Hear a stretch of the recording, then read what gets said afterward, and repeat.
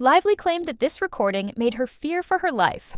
She said it was the reason she and Ryan stopped attending red carpet events, the reason they allegedly increased their security, and the reason she sought punitive damages and triple attorney's fees. It was supposed to be the evidence that made her entire lawsuit credible. And now, the judge has ruled that we'll finally get to hear it. Not a typed transcript, not a paper quote filled with dramatic pauses, but the actual audio, the tone, the pacing, the moments where the voice shakes, or doesn't. The very recording her team fought to keep sealed for privacy reasons. And suddenly, the only person who seems truly afraid is Blake herself. This isn't some leak or stolen evidence. This is her own exhibit, filed and used by her team to claim she was in danger.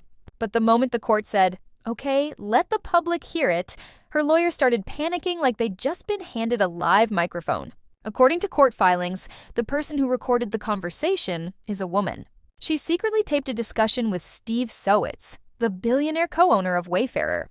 Based on what's publicly known, he apparently didn't realize he was being recorded.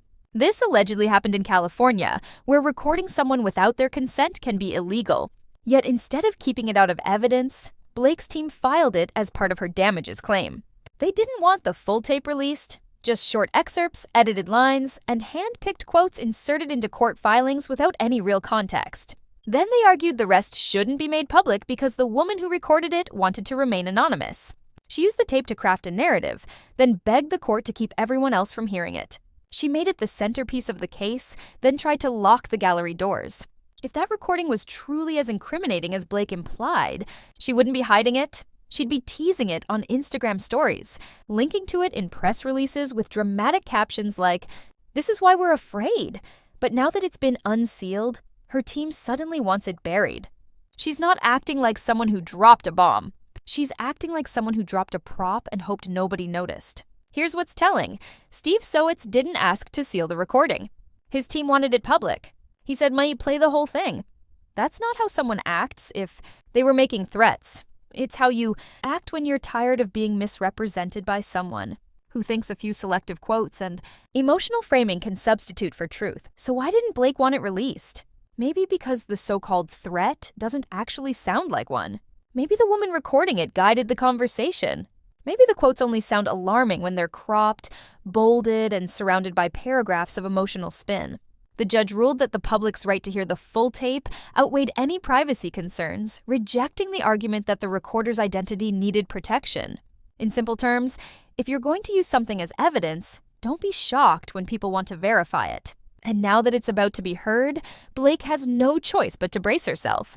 Because if the full tape turns out to be just a private rant, with no threats, no violence, no real danger, then the foundation of her entire fear narrative collapses. And if the person recording was connected to her in any way, personally, professionally, or strategically, it could make the lawsuit look less like a cry for help and more like a calculated move. Filing only parts of a recording while trying to suppress the rest is like pulling the fire alarm and hiding the extinguisher. It shows who's really controlling the story and who's terrified of losing it. Blake built this case not just on claims of defamation or reputation damage, but on emotional escalation, on fear. She told the court she and Ryan were in physical danger, that a threat was so serious they needed security and isolation. She said this wasn't about bad press, it was about survival. And now, we're about to hear the recording that started it all. If that tape doesn't live up to her claims, and let's be honest, it likely won't, this won't end as a lawsuit, but as a punchline. But here's the twist. What if the tape was never meant to be heard at all? What if the goal wasn't to prove anything, but to imply everything? Maybe it was meant to make headlines, then be sealed before anyone could challenge the story. She counted on secrecy, on the court protecting the illusion, on everyone assuming the worst because why else would she be so scared? But when the court agreed to release it, the illusion shattered because the recording was never the proof. It was the prop. A distraction designed to stir emotion and shift focus away from something else.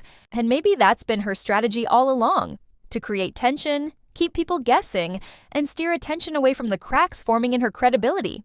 While everyone's focused on what Sowitz said, no one's asking why Blake's team needed this tape in the first place. What did it cover up? What was happening behind the scenes that she didn't want the public looking at? This isn't just about sealing a recording, it's about controlling the narrative. But now that control is gone. The court hit play, and when that audio drops, it won't sound like a revelation. It'll sound like a case study in what happens when you build your story on fear and lose everything the moment people stop being afraid. She said the tape was dangerous. It better be, because if it's not, the only truly threatening sound will be the echo of her case falling apart.